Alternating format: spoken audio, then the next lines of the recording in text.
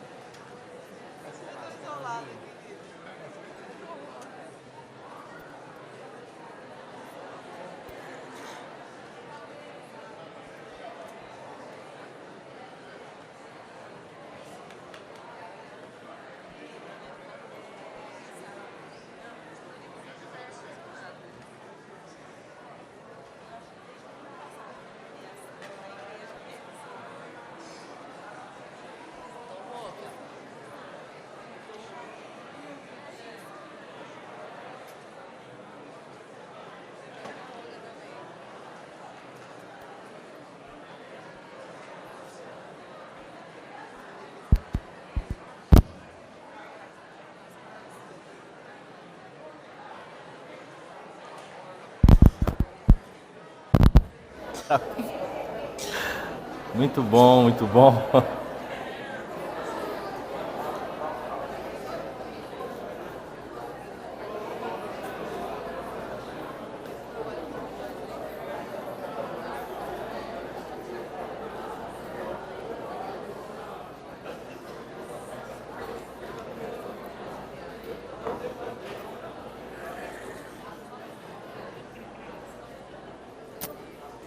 Isso aí.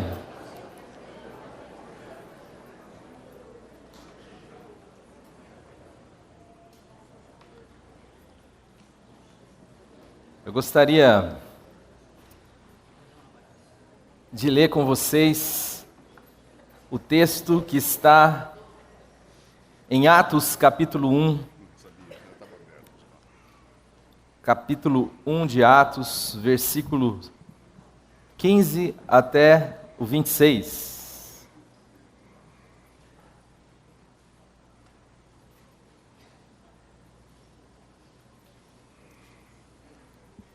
Atos 1, do versículo 15 até o versículo 26. Vamos lá, Fer? Vamos. Naqueles dias, levantou-se Pedro no meio dos irmãos. Ora, compunha-se a assembleia de umas 120 pessoas, e disse: Irmãos, convinha que se cumprisse a Escritura, que o Espírito Santo proferiu anteriormente por boca de Davi, acerca de Judas, que foi o guia daqueles que prenderam Jesus. Porque ele era contado entre nós e teve parte nesse ministério. Ora, este homem adquiriu um campo com o preço da iniquidade, e precipitando-se, rompeu-se pelo meio, e todas as suas entranhas se derramaram. E isto chegou ao conhecimento de todos os habitantes de Jerusalém, de maneira que em sua própria língua esse campo era chamado Aceldama, isto é, campo de sangue. Porque está escrito no livro dos Salmos: Fique deserta a sua morada, e não haja quem nela habite, e tome outro o seu encargo.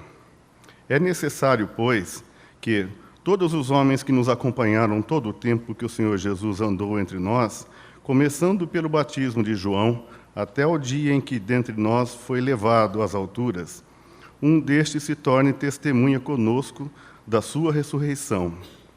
Então propuseram 2, José, chamado Barsabas, cognominado Justo, e Matias.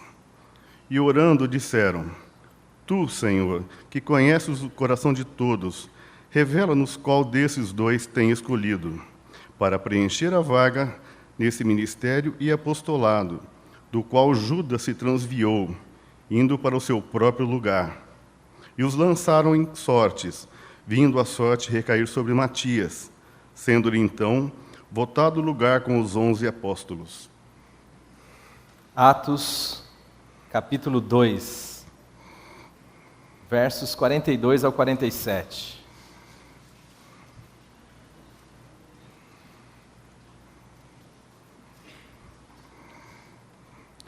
E perseveraram na doutrina dos apóstolos e na comunhão, no partir do pão e nas orações. Em cada alma havia temor, e muitos prodígios e sinais eram feitos por intermédio dos apóstolos. Todos os que creram estavam juntos e tinham tudo em comum. Vendiam as suas propriedades e bens, distribuindo o produto entre todos, à medida que alguém tinha necessidade. Diariamente perseveravam, unânimes no templo, partiam pão de casa em casa e tomavam as suas refeições com alegria e singeleza de coração, louvando a Deus e contando com a simpatia de todo o povo. Enquanto isso, acrescentava-lhes o Senhor dia a dia os que iam sendo salvos. Gênesis 22, 1 e 2.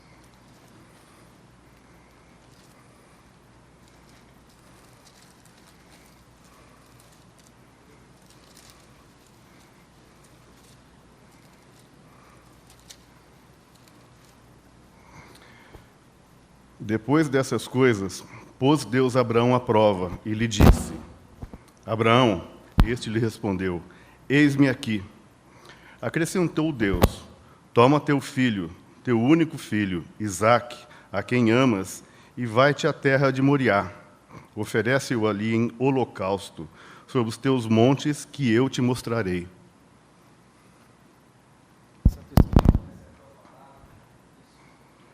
Senhor Jesus, nós te damos graças, Senhor.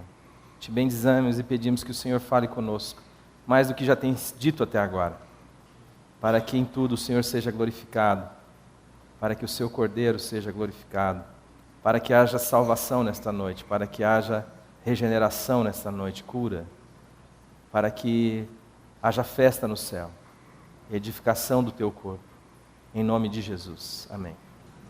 Bom, nós temos trabalhado aqui já, às vezes que eu tenho tido a oportunidade de estar pregando aqui, sobre o pensar igreja, como a gente tem se visto como igreja e quais são os desafios que nós nos deparamos com essa relação entre o mundo e nós, entre a maneira de ser igreja e o que está na sua palavra, na palavra de Deus. Nós percebemos da última vez que eu pude falar aqui à noite sobre a tensão que às vezes a nossa tradição, a nossa cultura, a nossa religião está fazendo sobre nós, está incidindo sobre mim e sobre a sua vida, e como isso de alguma forma enviesa a nossa relação com Deus e a nossa expressão, o testemunho do que significa ser um filho e uma filha de Deus, e do que significa ser igreja. E isso tem um impacto não só na expressão comunitária, ou seja, o que nós somos como comunidade é fruto do que nós somos enquanto indivíduos ou filhos e filhas de Deus. O que nós somos como expressão de fé íntima, somos também na coletividade, ou seja, quando nós estamos juntos, a expressão nossa comunitária aponta para essa realidade que deve ser ou saudável ou, em algumas situações, enferma. E, às vezes, nós olhamos para as Escrituras e nos deparamos com alguns textos e verificamos algo que pode trazer alguma luz, algum sentido, algum significado para as nossas vidas, não só do ponto de vista íntimo, mas também do ponto de vista comunitário.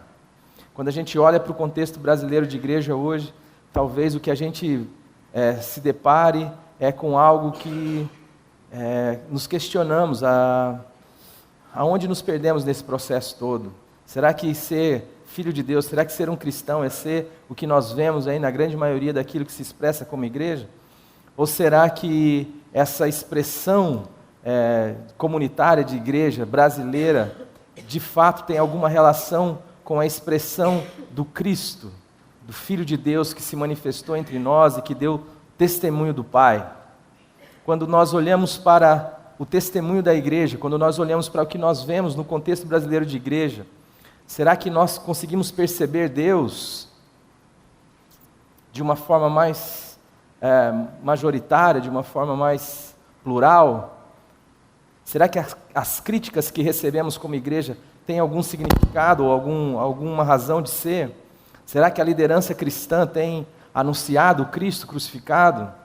São perguntas que nós podemos fazer e devemos fazer sem medo. E não só quando a gente deixa isso de forma mais genérica, que é mais fácil para nós ver as coisas de forma mais genérica, mas também devemos ver na nossa perspectiva de relação com Deus, na nossa fé, na nossa relação íntima com o nosso Pai e também na nossa relação coletiva como comunidade de fé aqui em Londrina, Primeira Igreja Batista em Londrina. E o texto vai dizendo que há uma reunião, nós já trabalhamos um pouco dele da vez passada, há uma reunião aqui onde os discípulos de Jesus e os apóstolos de Jesus estão reunidos logo depois da sua ascensão, e Jesus tinha deixado uma ordem expressa, que era para eles ficarem quietos em Jerusalém, até que do alto eles fossem revestidos de poder, e então eles seriam testemunhas de Jesus Cristo. Porque o testemunho cristão não é algo que é possível ser feito a partir do meu braço, a partir da minha força, ou a partir da minha imitação de alguns ensinamentos de Jesus. A manifestação e o testemunho de Jesus se é dado pela vida do próprio Cristo, manifestada em mim, e esta vida não se manifesta, a menos que nós tenhamos de fato sido unidos a Jesus, não só na sua morte, mas também na sua ressurreição, como uma experiência de fé e não uma experiência religiosa, como uma experiência que muda a vida, não como uma experiência que muda o nosso comportamento apenas, como algo que faz um transplante em nosso coração, nos tira do centro e coloca Jesus como sendo o nosso sustento e o nosso tudo, a nossa vida. A partir desse momento, algo acontece em mim e em você que nós não podemos explicar de forma humana, nós só podemos entender isso a partir de algo que está para além de nós, de algo que só pode ser entendido como um milagre, de algo que nós descrevemos, ou que a palavra de Deus descreve como sendo algo tão fantástico e sobrenatural, que ela diz que isso é um novo nascimento. E este novo nascimento é a maneira que ela descreve de tal impacto que esse momento, que essa experiência gera naqueles que são alvos da graça de Deus. Algo aconteceu em mim de forma profunda. Eu não simplesmente mudei os meus hábitos, eu não mudei de religião, eu não era católico, virei protestante, eu não era presbiteriano, virei batista, eu não era nada disso.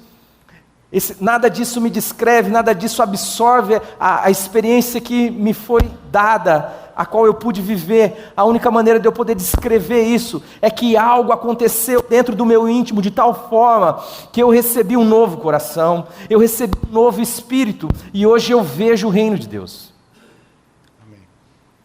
Portanto, não estou aqui querendo saber e nem querendo questionar a experiência de ninguém.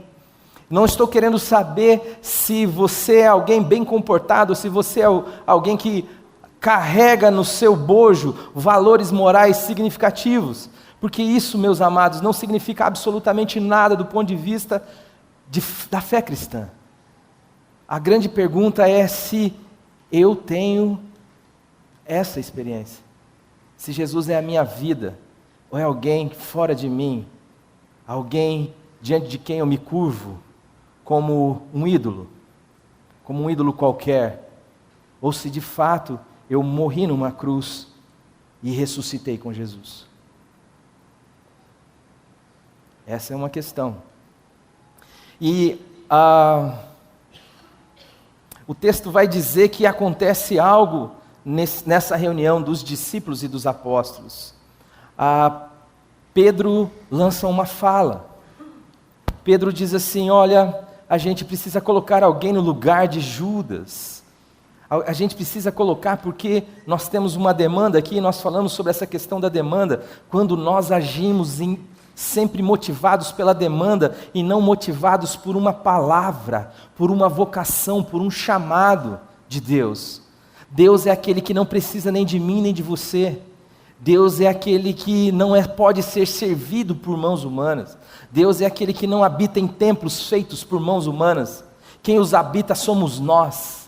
Nós não queremos cantar com chuva na cabeça, nós não queremos cantar com sereno e com calor, então nós construímos esses lugares e colocamos ar-condicionado, e muito bom por isso. Mas o nosso Deus é o Deus que poderia realizar todas as coisas sozinho. Gente, eu vou ficar com esse negócio aqui mesmo assim?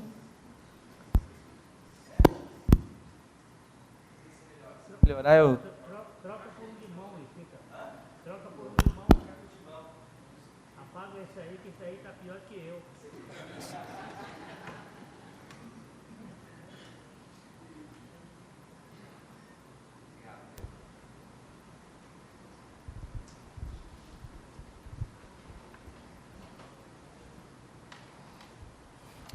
Quando nós agimos por uma demanda, nós agimos motivados por algo que a gente vê como necessidade, mas não agimos segundo uma voz, segundo a vontade de Deus, segundo a palavra de Deus, e Deus havia dito para eles, fiquem em Jerusalém sossegados, vocês vão receber o Espírito Santo, daí vocês vão ser minha testemunha. Mas lá, de repente, o tempo passa, a hora passa, e não tem nada para fazer, a gente é incomodado com isso, porque tem uma fala de Jesus no Calvário, e ele diz assim, está consumado, meu irmão. Sabe o que isso significa? Que está consumado, que está tudo acabado, que está tudo feito, que Ele realizou toda a obra. Agora Deus nos ensina e nos chama a partilhar desta obra por amor, por comunhão, por relacionamento, não por necessidade. Deus não necessita de nós, mas Deus quer ter comunhão com seus filhos. Mas Ele tem uma palavra, fiquem quietinhos. Mas antes que isso aconteça, porque o Pentecostes só acontece no capítulo 2, Pedro resolve ter uma ideia genial. Vamos colocar alguém no lugar de Judas. Vamos colocar alguém porque está faltando um, nós éramos 12, agora tem só 11, um morreu. Mas eu não posso fazer isso de qualquer jeito. E às vezes as coisas acontecem na nossa vida da mesma forma. Nós temos ideias geniais, nós não conseguimos descansar em Deus, e de repente as coisas estão ali, e não vai, não vão, não vem, não vão, e a gente fala, rapaz, eu preciso fazer alguma coisa. Mas eu não posso fazer qualquer coisa, eu preciso fazer alguma coisa com um chão. E aí nós buscamos aonde esse chão? Nós somos crentes, é lógico, nós vamos buscar isso na Bíblia. E Pedro faz a mesma coisa. Pedro evoca o Salmo 69, o Salmo 109, e diz, a gente precisa colocar alguém, porque está escrito. Davi lá falou, o Espírito Santo de Deus falou pela boca de Davi, fique deserta a sua habitação, não haja quem nele habite, e tome outro o seu encargo. E o que mais acontece? Nós compartilhamos isso com a igreja, nós compartilhamos isso com os irmãos, dizemos assim, gente, não é importante esse negócio? Não é legal a gente fazer isso? Não é bacana a gente fazer isso? Eu estava lendo aqui as escrituras, isso aqui é o que nós precisamos fazer, se nós não fizermos assim, Deus está enrolado, ele é um cara displicente, ele é um cara desatento, ele nem reparou talvez que Judas morreu, ele nem reparou que nós éramos 12, estamos em 11, e nós precisamos agora ajudar Deus. Mas tinha uma palavra que diz, fica quietinho, fica quietinho, fica quietinho, vocês vão ser cheios do Espírito Santo, e aí vão ser minhas testemunhas. E ele apresenta isso, e aí ele começa a dizer o seguinte, a gente precisa também de uma relação espiritual com Deus, a gente precisa da participação de Deus, e como nós fazemos isso? Nós oramos, vamos nos reunir, mas Deus não falou nada. Aliás, Deus falou, fica quieto. E os caras estão orando. Então reúne a turma e começa a orar, e a oração é linda, nós falamos um pouco sobre isso. A oração é, Deus, Tu que sondas os corações. Olha que oração maravilhosa. Revela-nos qual destes 2 Tu tens separado para este ministério. Essa é às vezes nossa relação com Deus. A nossa relação com Deus é a relação que diz a Deus o que Ele deve fazer. Nós até deixamos Ele participar da nossa vida. O Senhor pode dar um pitaco aqui na minha vida, mas o Senhor pode dar um pitaco dentro dos limites que eu lhe imponho, Porque afinal de contas eu não posso deixar o Senhor muito solto não, porque se eu deixar o Senhor muito solto, o Senhor pode fazer uns negócios que não é legal. O Senhor pode entender de céu, o Senhor pode entender de anjinho, mas aqui de chão, de terra, de história, quem entende sou eu sei o que é melhor para mim. Então tá bom, eu não posso também deixar o Senhor fora do processo, que de repente o Senhor pode ficar chateado comigo, afinal de contas o Senhor é um cara meio, o ânimo do Senhor não é muito bom, a gente tem que se virar aqui para deixar o Senhor tranquilo, porque conforme for a gente faz, o Senhor não gosta, o Senhor manda um raio na nossa cabeça, como é que faz? Então vamos chamar o Senhor para participar? O Senhor participa, mas lembre-se do seguinte, o Senhor está limitado ao que a gente lhe indicar. O Senhor pode operar, o Senhor pode agir, o Senhor pode fazer. Participa aqui. É mais ou menos como a gente vê em algumas comunidades. Às vezes, o pessoal está doido para fazer alguma coisa, não tem nada para fazer, Deus mandou ela fazer nada, mas você fala assim, irmão, vem orar aqui pela gente, canta aqui para nós, dá um testemunho aqui. É tipo assim, só para agradar, só para dar uma moral, e a gente faz isso com Deus, e ali está essa estrutura. Vamos orar, Deus, o Senhor fala, qual dos dois o Senhor quer, e o Senhor então está definido, o Senhor está limitado entre esses dois. O Senhor pode escolher entre José e entre Matias. Nós definimos para o Senhor, mas Deus não está cercado, Deus não está confinado, pelo contrário, o Jesus Cristo, Deus revelado no Jesus o Cristo, é o Deus que diz assim, vocês vão entrar por mim, e vocês vão sair, e vocês vão achar pastagem. Ele diz assim, eu sou aquele que vim para libertar de fato vocês, ainda que vocês queiram escravizar, eu quero libertar vocês. Por isso esse Deus que é a liberdade, minha e sua, não pode estar condicionado a nenhum limite que nós impomos a Ele, e Ele de fato não está. Ele tinha já o seu apóstolo separado, e esse apóstolo quem era? Isso mesmo, vocês estão muito espertos, Paulo era o apóstolo que Deus tinha separado, e Paulo não se encaixava em nenhuma das determinações que eles tinham estipulado para que fizessem parte daquele momento, porque eles tinham dito assim, só podem fazer parte desse grupo que está sujeito a essa escolha, aqueles que estiveram com Jesus desde o batismo até o dia que ele foi assunto aos céus. E Paulo não fazia parte dessa turma. Paulo, pelo contrário, era um perseguidor, Paulo era um aborto, alguém que absolutamente estava sendo contado naquele momento, justamente porque Deus não pode ser limitado por mim e por você.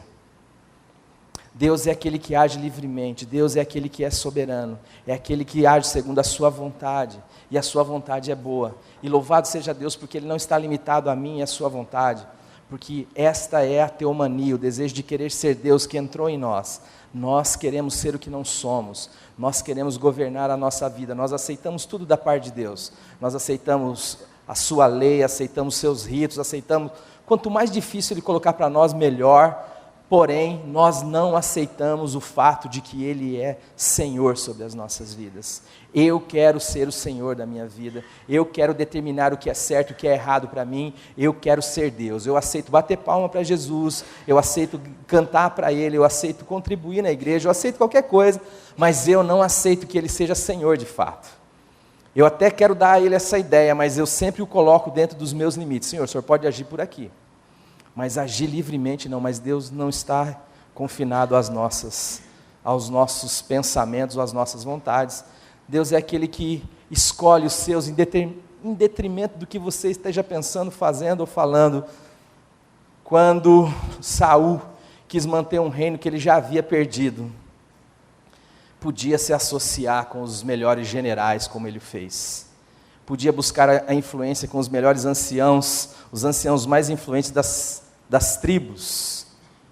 Deus vai lá na caverna de Adulão, Deus vai pegar a escória e vai levantar um moço, um ruivinho, que nem o seu pai botou fé nele.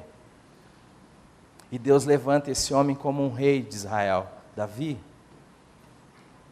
Quando Anás quis colocar o seu genro como sumo sacerdote, devido às pressões políticas e aos seus interesses pessoais e às suas relações fraternas, Deus levantou o seu sumo sacerdote no deserto, porque Deus não está confinado a paredes, Deus não está confinado a nós e nem a ninguém. Deus é Deus, a sua voz vai clamar no deserto, e Ele vai levantar o seu sacerdote, o seu profeta no deserto, e as pessoas afluirão para Ele. João Batista, podem fazer as suas negociatas aí no templo, pode usar os seus conchavos e os seus poderes políticos, porque eu sou a voz que clama no deserto, e eu vou levantar quem eu quiser para ser a minha voz. E levanta João Batista. Deus não está preso, mas tudo isso que está sobre nós é uma necessidade que vem, que muitas vezes está sobre mim e sobre você, de tentar ser alguém especial diante de Deus, ser alguém significativo para Deus, ser alguém que mereça o prêmio, mereça o reconhecimento, mereça o prêmio, como Pedro talvez queria ser o cara mais proativo do processo. E às vezes, porque está na Escritura, a gente simplesmente assimila aquilo como algo, mas muitas vezes o que está ali contido nas Escrituras é algo para que eu e você reflitamos e tenhamos da parte de Deus a revelação do Espírito para entender que ali está acontecendo um processo que não é agradável ao Senhor. Mas a gente acha que pode fazer alguma coisa para Deus. A gente acha que pode e tem algo a oferecer ao Senhor. A gente acha que Deus depende de nós. A gente não quer confiar no caráter de Deus. A gente diz assim: eu sei como governar as coisas minhas e as coisas de Deus. Eu não falo isso de uma forma clara, objetiva, porque eu não sou maluco, mas eu vivo de forma subjetiva e nas minhas relações esse tipo de situação.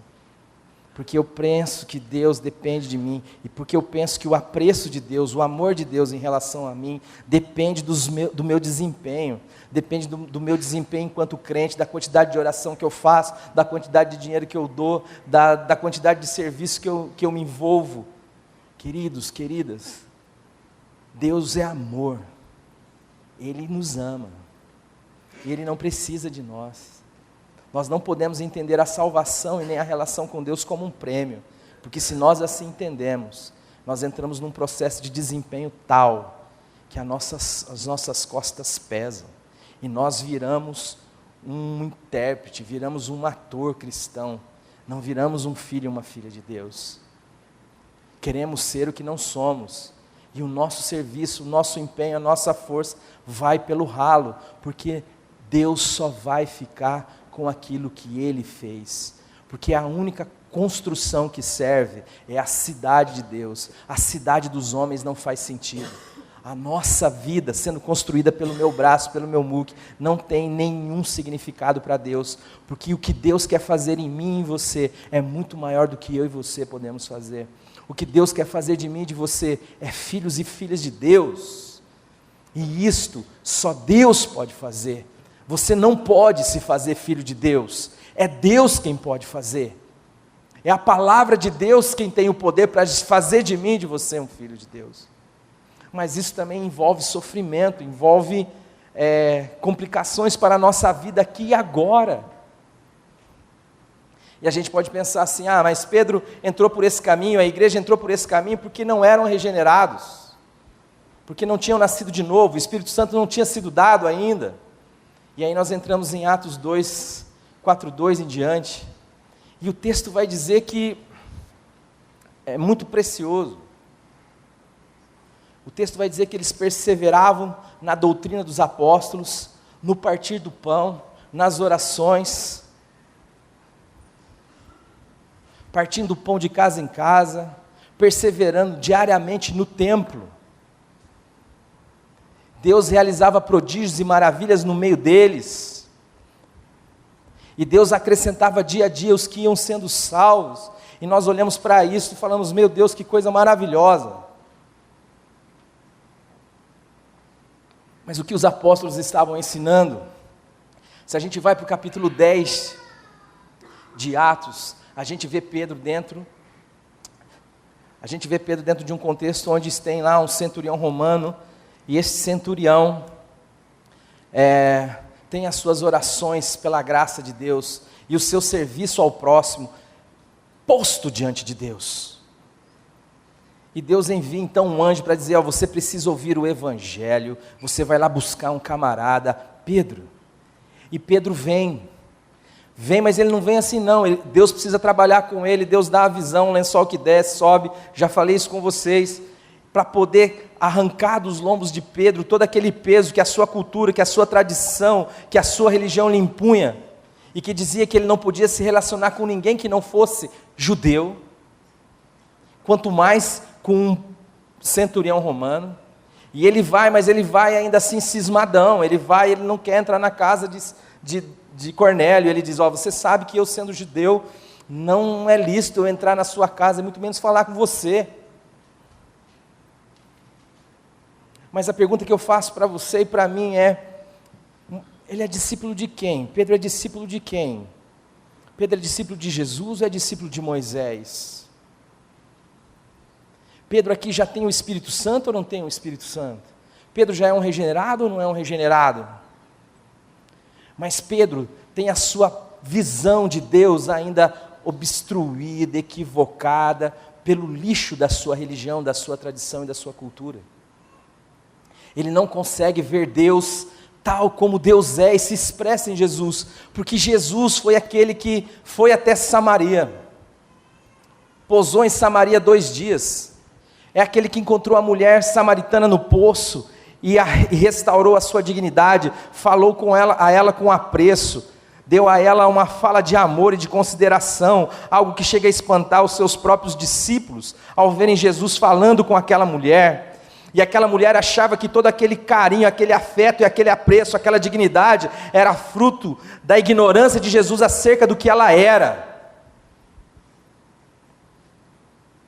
Então Jesus diz assim, chama o teu marido. Ela fala, eu não tenho marido. Ele fala, você disse bem, porque o que você tem agora não é teu marido, e você já está no 6º marido. E ela toma um susto e diz assim, eu vejo que você é profeta. Mas isso desarma, porque às vezes nós achamos que o amor de Deus é vindo em nossa direção pela ignorância de quem nós de fato somos. Como se as nossas tangas religiosas, como se a nossa moral, como se a nossa oração feita de nós para nós mesmos, fosse capaz de enganar a Deus. Mas Deus ama você como você é.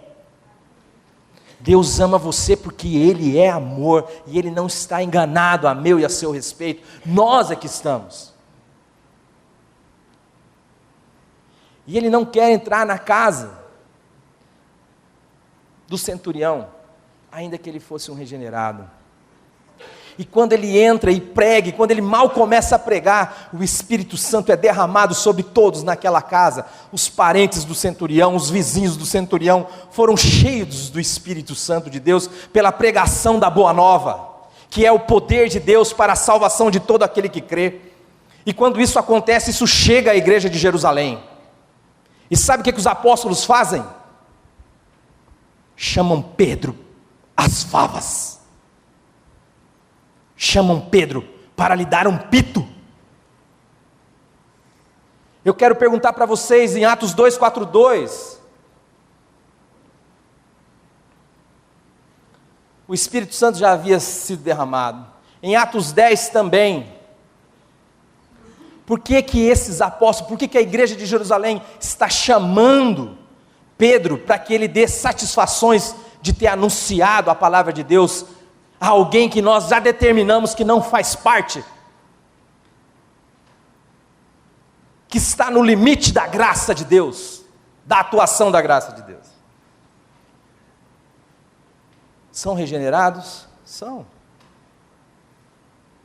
Mas ainda tem a sua visão obliterada pela sua cultura, pela sua tradição, pela sua religião.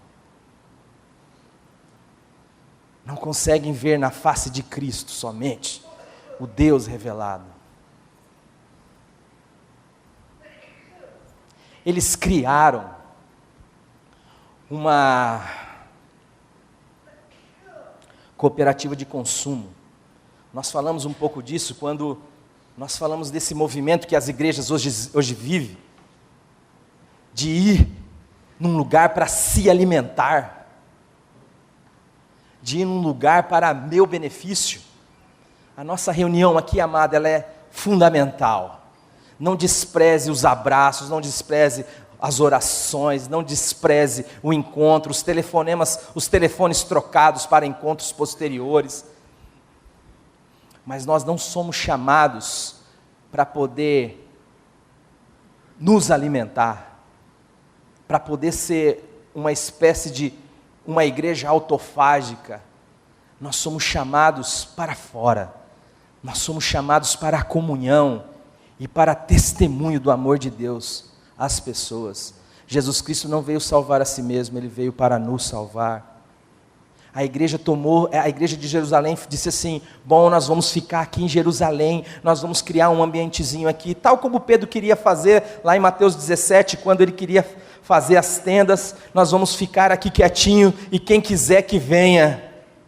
Enquanto isso nós vamos comendo aqui, o que a gente tem aqui na igreja, a gente vai comendo. Mas não foi isso que Deus havia dito. Deus havia dito: vocês serão minhas testemunhas, não só em Jerusalém, mas em toda a Judéia, Samaria, até os confins da terra. Mais uma vez, não ouviram a palavra de Deus. E nós como igreja somos chamados para a mesma coisa. Agora esses irmãos estão perseverando diariamente no templo. Meus amados, o que esse povo está fazendo no templo?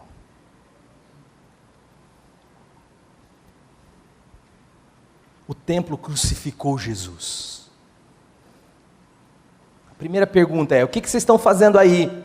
A segunda é: por que o templo não se incomoda com vocês?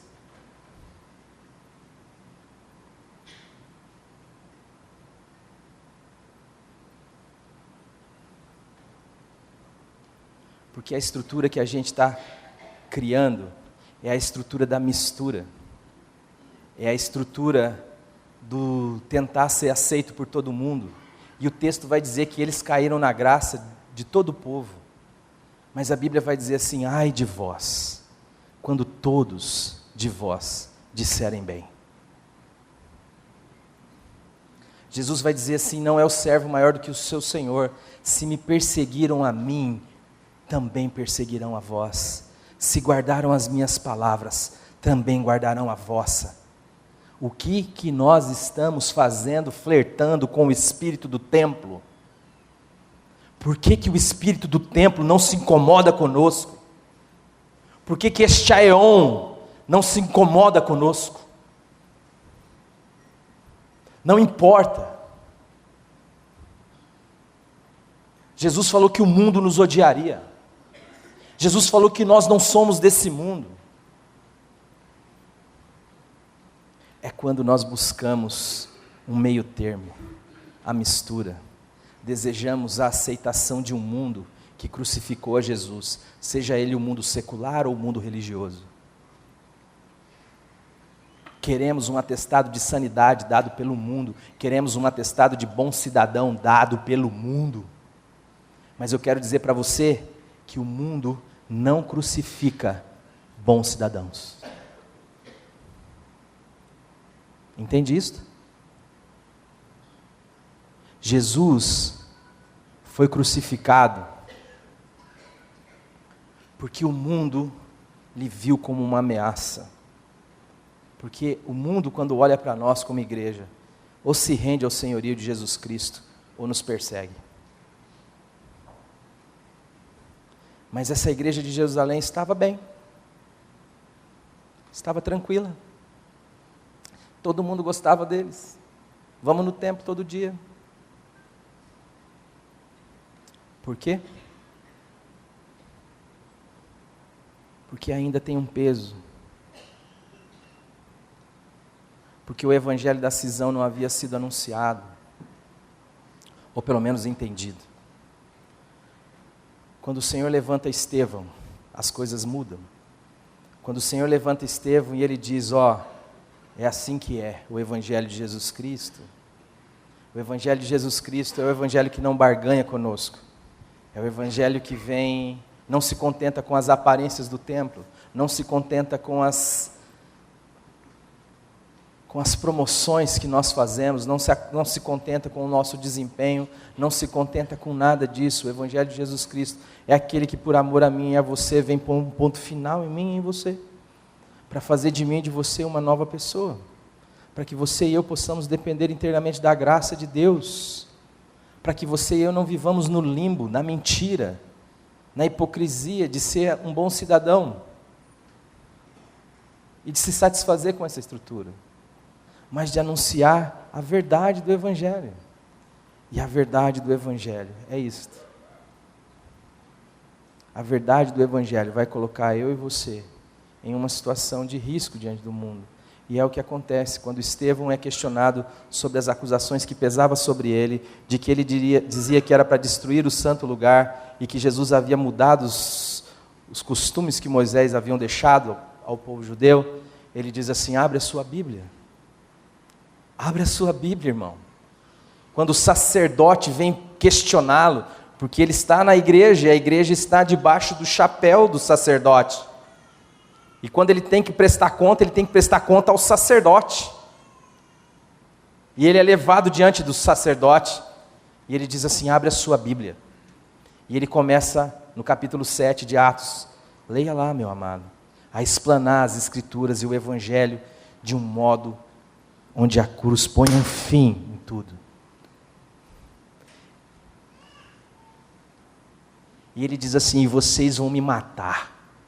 Ele não diz assim como eu estou dizendo, mas ele diz assim: qual dos profetas vossos pais não perseguiram e mataram? Ele vai dizer: é assim sim. Jesus não é uma religião nova. Jesus é a vida, é a verdade. Jesus é o caminho, a verdade e a vida. Ele é o Filho de Deus na história. Ele veio pôr um fim na cruz do Calvário. E ele veio inaugurar o reino de Deus. É chegado a nós o reino de Deus, portanto, se arrependam. Se arrependam de viver amalgamados com a mentira, atestado por um padrão moral feito pelos homens, ou por um padrão religioso construído pela minha ou pela sua religião, e se lancem confiados num caráter, num Deus louco de amor por mim e por você, que não poupou nenhum esforço, antes entregou o seu Filho para morrer numa cruz, para que você e eu pudéssemos ser libertos das trevas, da mentira, da religião, da tradição, da cultura, e pudéssemos ser de fato quem somos. Pudéssemos chamar Deus de Pai. Pudéssemos bem dizer ao Senhor e falar: Senhor, é isto que eu sou. Paulo vai dizer assim: pela graça de Deus eu sou o que sou. Mas nós não queremos ser o que somos, porque não confiamos que Deus pode fazer de nós o que Jesus Cristo é. Mas a palavra de Deus lá em Romanos 8, 28, 29 vai dizer que como Ele é, nós seremos. O que Deus está fazendo de mim e de você não é restaurar Adão, é fazer de mim e de você Jesus, o Cristo, a semelhança e a imagem de Jesus, o Cristo. E o texto que nós lemos de Gênesis 22 vai dizer que Deus faz uma prova a Abraão, e vai dizer que Ele fala assim: toma o teu filho, o teu único filho. E eu estava no Desconstruindo a Religião junto com o Glenn, e o dia que ele leu esse texto, ele falou algo que eu nunca tinha visto. Porque Deus diz único filho.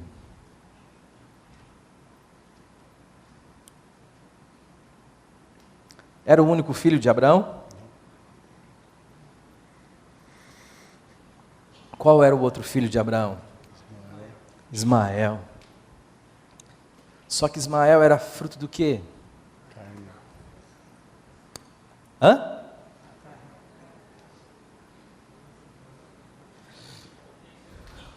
Oi, Silas. Da potência de Abraão. Quando Deus faz o chamado a Abraão, lá em Gênesis capítulo 12, ele fala: sai da sua terra, sai do meio dos seus parentes, vai para uma terra que eu te mostrarei. Eu vou fazer de ti uma grande nação. Eu vou abençoar os que te abençoarem, eu vou amaldiçoar os que te amaldiçoarem, e em ti serão benditas todas as famílias da terra.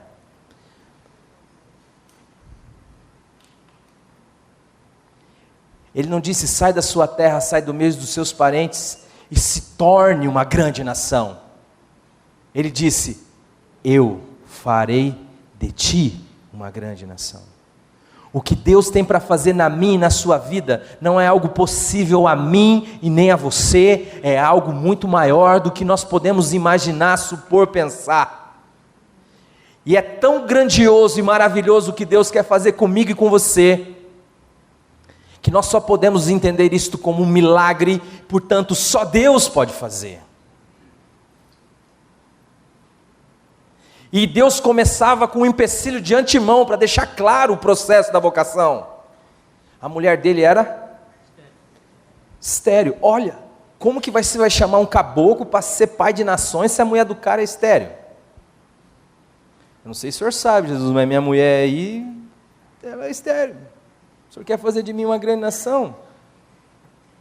Mas sou eu que vou fazer, não é você? Mas o tempo passa, e as coisas não acontecem, no tempo, no jeito, na forma. E o que Abraão faz? Abraão faz. Abraão aceita o conselho de Sara, que diz assim: está aí minha serva Agar, que ele já tinha trazido do Egito, que era um lugar que não era para ele ter entrado. Ele foi, mentiu, disse que a mulher não era dele, depois Deus teve que resolver, saiu, trouxe Agar, como ele trouxe o sobrinho, que também deu problema, enfim. Traz a mulher lá, um dia Sara tem uma ideia maravilhosa, a mulher conversa com cobra, aquele negócio todo e tal, e aí ela diz assim: viu, está aí minha serva Agar, tudo que ela faz, produz, tem, é meu. Se ela fizer um bolo, o bolo é meu, uma saia é minha, se ela fizer um fio, o fio é meu, ela é minha. Por que você não faz um fio com ela? Faz um fio com ela, o fio é meu, o fio é teu, e Deus está resolvido o problema. Esse é o Deus da religião. O Deus da religião é aquele Deus que você vai servindo a Ele, só que você vai descobrir no processo que Ele é você mesmo. Só que chega uma hora que você não pode falar para os outros que você é Deus, senão você fica louco. Então você continua sustentando esse Deus nas costas, você vai carregando Ele para tudo quanto é lado, porque se a pessoa Abraão falar: então, eu ouvi uma voz lá, mas não era a voz de Deus, era a minha voz, né? Não, é negar-se no processo. Então o cara não tem coragem de negar-se no processo, porque aquilo é o chão da vida dele. Aquilo lá é a história dele até então. Então ele diz assim para Deus lá no 17: Deus, cuida de Ismael, que já está bom demais para mim, não vem com esse negócio de filho não. Ele coloca o rosto em terra e dá risada da cara de Deus, mas Deus, que é graça e que age por causa da sua palavra, diz: não, Sara dará à luz e terá um filho. Quem? Sara. Rapaz, ainda não inventaram o Viagra, eu estou com 99 anos, a minha mulher nunca deu filho, agora está com 90. O senhor está de brincadeira comigo? Então, mas o que eu quero fazer na sua vida não depende de você, você não entendeu isso ainda? Eu quero fazer de você uma bênção. Isso não está em você, isso está em mim.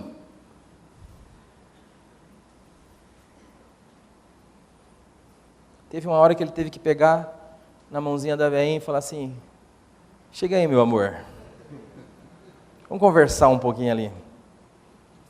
E nasce Isaac. Sabe por que Deus diz: toma Isaac, teu único filho? Porque nada que a tua carne produz, o que a minha carne produz, Deus leva em consideração, querida. Quando a gente lê o capítulo 4 de Gálatas, é isso que Paulo nos ensina.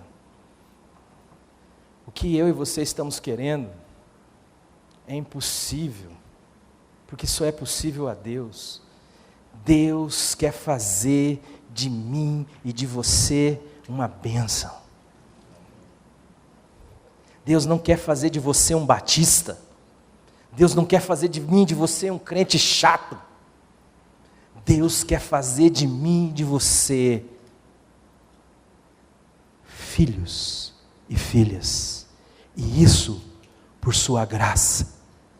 não tem nada a ver com você. Tem a ver com o que Ele é. Tem a ver com o seu caráter. Por isso, não se valha do fato de você ser um regenerado apenas. Talvez, eu creio que quando Deus fez o chamado a Abraão, aquilo que Deus falou que era, é.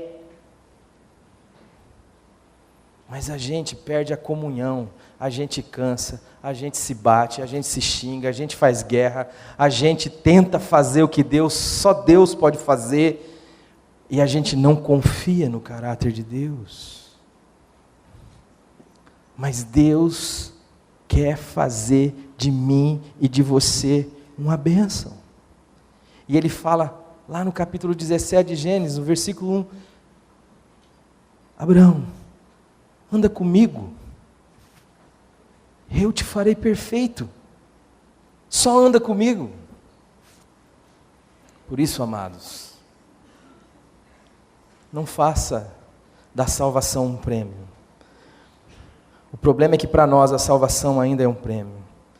Do mesmo tipo que um cão adestrado, quando se finge de gente, vestido como gente, andando com duas patas, como se fosse um bípede, recebe aquelas bolachinhas para ser o que não é. Esta é toda a proposta carnal da religião. Finja ser o que você não é. Imite gestos de Jesus, que Deus lhe dará a sua bênção ou a salvação como um prêmio pela sua boa interpretação mentirosa. Não, a salvação não é um prêmio. Antes, ao contrário da proposta da religião, a salvação é a condição que Deus nos dá para sermos quem nós somos, de verdade, sem medo. Como Paulo disse, pela graça de Deus eu sou o que sou. E ele estava falando de um contexto onde ele era um perseguidor. Crendo que em Cristo Jesus, Ele nos dá a condição de sermos o que Ele nos criou para ser. Ou seja, seres humanos que refletem a imagem e a semelhança de Deus, pelo poder da vida de Cristo em nós. Como Jesus viveu pelo poder do Pai nele, e assim poder dizer como Jesus Cristo disse, quem vê a mim vê ao Pai. A salvação não é um prêmio, a salvação é a graça de poder encarar a verdade de quem nós nos tornamos depois da queda, ou seja, pecadores.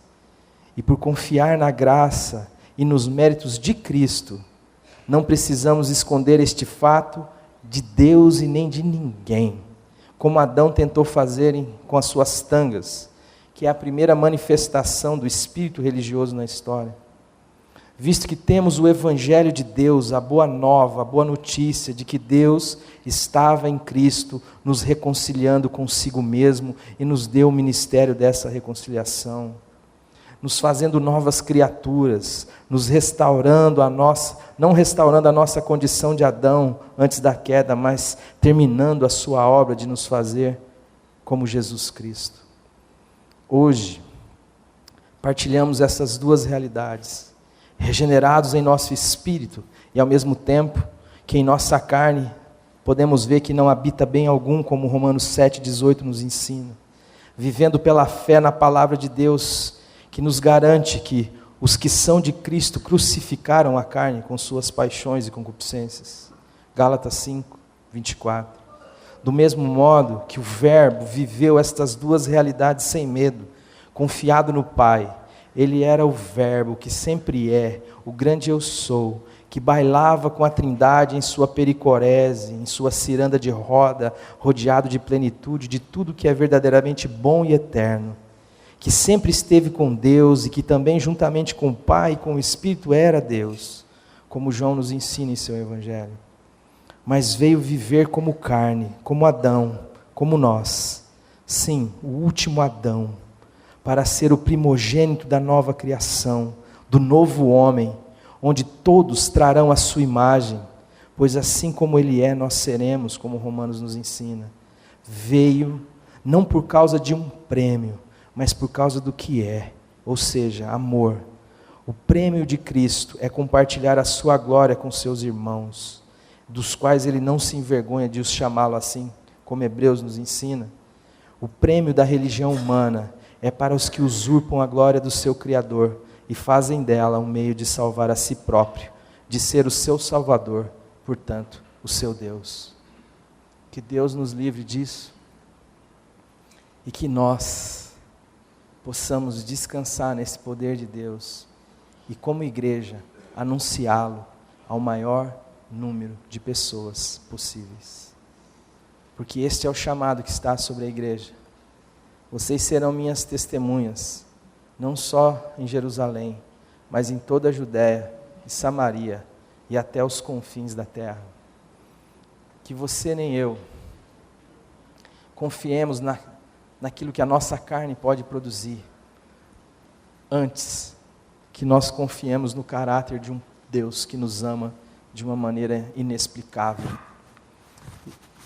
E possamos dizer assim: venha a mim o teu reino, seja feita a tua vontade, e não a minha. Senhor, faz de mim o que o Senhor quiser, completa a obra que o Senhor começou. O Senhor é fiel para completá-la. Dá-me a graça de viver a cada dia diante do Senhor em comunhão, em verdade, sendo sarado pela tua palavra, podendo ser de fato quem eu sou, sabendo que em Cristo Jesus o Senhor me fez uma nova criatura, sabendo que naquela cruz Jesus não estava ali só, não só de modo clichê, teologicamente aprendido, mas de fato, como espírito da fé, dado pela palavra de Deus, de que eu morri, de que eu não tenho a minha vida por preciosa. Eu tenho dito para o pessoal que prega nos jovens, eu digo, gente, o que a gente prega, vocês não queiram pregar para muita gente não.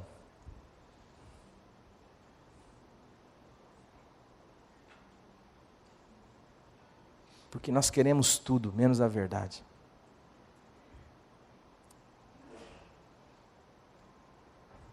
Porque a verdade passa necessariamente por uma cruz. E o velho homem não quer ir para a cruz. Mas não se experimenta a vida da ressurreição sendo batista. Só se experimenta a vida da ressurreição quem perdeu a vida velha em Jesus Cristo. Não é quem sabe disso, é quem creu nisto. Não é quem sabe disso teologicamente, é quem creu nisso e experimentou isso na sua vida. Pai, santifica o teu nome na minha vida. Por isso eu não sei aí onde você está, qual que é a sua experiência, não estou aqui para sondá-la, estou aqui simplesmente para anunciar o Evangelho de Jesus Cristo. Não estou aqui para lhe convencer, não estou aqui para lhe ser agradável, estou aqui pedindo a graça de Deus e a misericórdia de anunciar o Evangelho de Deus. Porque Ele que é o poder de transformar a vida de todo aquele que crê. Não há poder nenhum fora da cruz do Calvário. Todo o poder humano foi destruído na cruz do Calvário. Toda a potência humana teve um fim na cruz do Calvário. Eu gostaria que você curvasse a sua cabeça e que você, aí no seu canto, no seu lugar,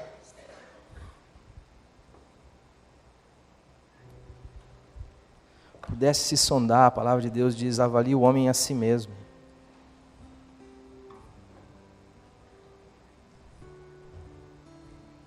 E fizesse uma oração, se de fato isso é algo significativo para você.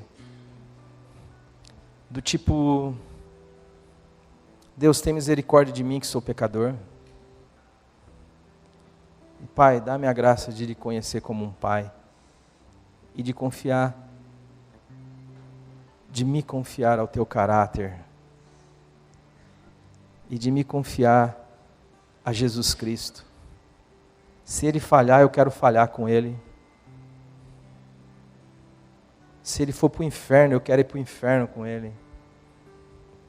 mas eu não tenho nenhuma outra esperança a não ser o teu filho.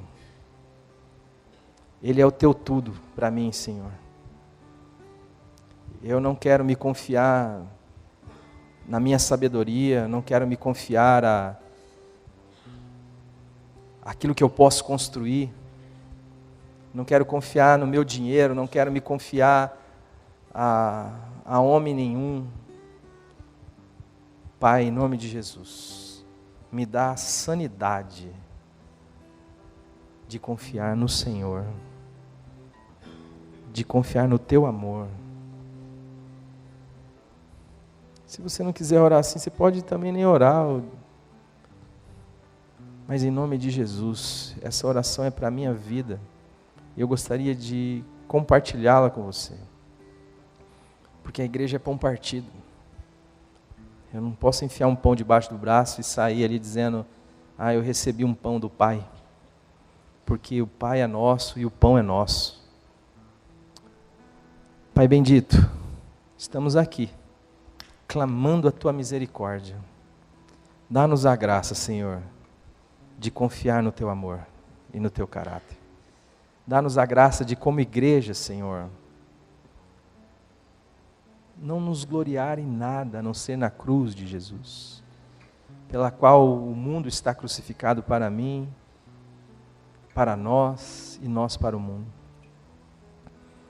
Pai bendito, restaura em nós a alegria da salvação e dá-nos, ó Senhor, a graça de viver continuamente, o dia todo, dependente da Tua graça. E faz de nós, Senhor, Tuas testemunhas, aviva a Tua igreja nesta cidade. E se o Senhor quiser começar a partir de nós, Senhor, venha a nós o Teu reino e seja feita a Tua vontade. Em nome de Jesus Cristo e para a glória dEle. Amém. A mensagem que você acabou de assistir faz parte do Ministério de Comunicação Palavra da Cruz. Temos um grande acervo de estudos bíblicos em áudio e vídeo. Distribuímos também gratuitamente o jornal mensal Palavra da Cruz. Entre em contato conosco pelo fone 0 operadora 43 3372 8900 ou pelo e-mail livraria@piblondrina.com.br. Visite-nos pelo site www.livrariapiblondrina.com.br ou acesse www.piblondrina.com.br. Graça e paz.